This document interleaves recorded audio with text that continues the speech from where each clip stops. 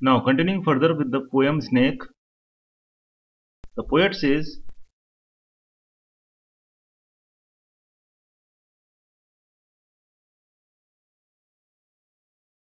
and where the water had dripped from the tap in a small clearness,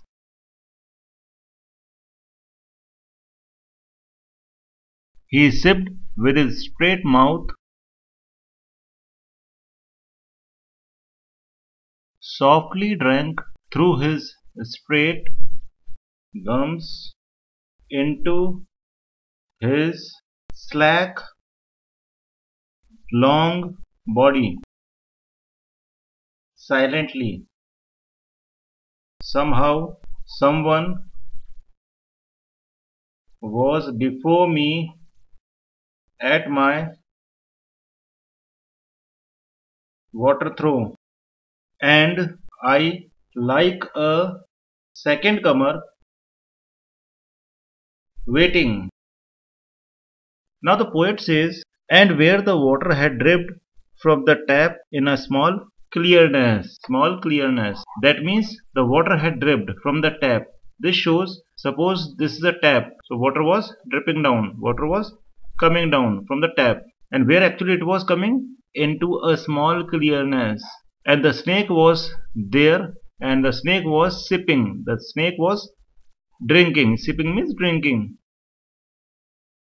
with his straight mouth. So the snake came over there to quench his thirst, and the water was dripping down from the tap, and the snake with his hood straight started to drink the water. So the poet further says, softly drank. Now this shows the snake was not in a hurry. He came there, he was tired due to extreme heat. He was there to quench his thirst. He had no fear of any individual. That's why he drank the water softly through his straight gums into the slack long body. Now the water entered where? Into his long body, which was loose, which was quite slack. After that, silently, someone was before. Now the poet, when he uses the word silently, shows the snake came there. The snake was not afraid of anyone. He came there silently. He drank the water silently. He was not there to disturb anyone. He was not there to harm anyone. And he had no fear of anyone. Now the poet says, someone was before me. The poet says, someone was before me at my water throw. That means at the place where the water was, where the source of the water was.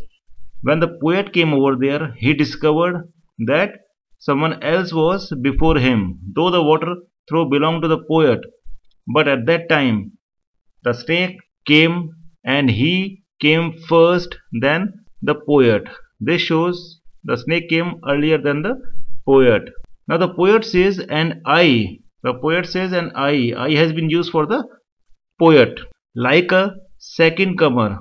Now the poet grudges this fact that he was a second comer. He came late. The snake came first. Whereas the poet, he says that he came second. And once he came second, and once he saw snake drinking water, he had no other option but just to wait. So he just started to wait over there. He just started to see when the snake will go away, so that once he goes away, then he can quench his thirst. Moving further, the poet says, he lifted his head from his drinking as cattle do, and looked at me vaguely as drinking cattle do, and flickered his two-forked tongue from his lips, and mused a moment, and stooped and drank a little more, being earth brown, earth golden from the burning bowels of the earth. Now the poet says that once he came over there, he saw that he was a second comer because someone else was there before him, and he observed a snake before him. The snake was there to quench his thirst as he was feeling terribly heated up due to excessive heat. Now the poet says he lifted his head. Now he has been used for the snake. So the snake lifted his head from his drinking as cattle do. Generally, the mannerism of snake was similar to that of cattle. When the cattle drink water and the way they lift up their head to just casually look at the things, similarly the snake also in the middle of the process of drinking he just glanced casually. So the poet says he lifted his head from his drinking as cattle do and looked at me vaguely. Now vaguely means very not very clearly. That means he just gave a casual look as drinking cattle do. So similarly, as is the habit of the cattle in the process of drinking water, they just lift their head and look casually and again start drinking water.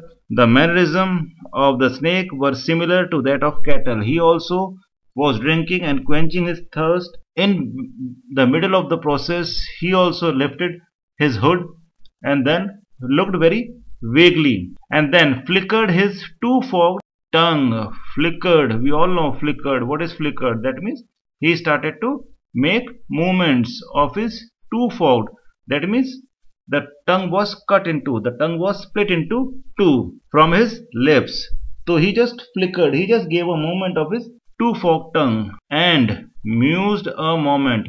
Mused means contemplated. He thought for a moment, and when he thought, when he was drinking water and when he raised his hood and looked vaguely at the things around him and then stooped and drank a little more, and then again the snake bent down. Stoop means to bend down. So again he bent down and again he started to drink water, being earth brown. Now the poet says the color of the snake was earth brown, earth golden from the burning bowels of the earth. Bowels, that means the very hot bottoms of earth. Bowels are the hot bottoms of earth. Now the skin of the snake became earth golden due to the excessive heat that of the earth. So the poet over here is just admiring, just appreciating the graceful movements of the snake, and he is terribly enchanted by the way the snake is drinking water, and in the process the snake raises his hood and casually looks around him, and in the process just flickers his two-forked tongue. This thing appeals the poet very much.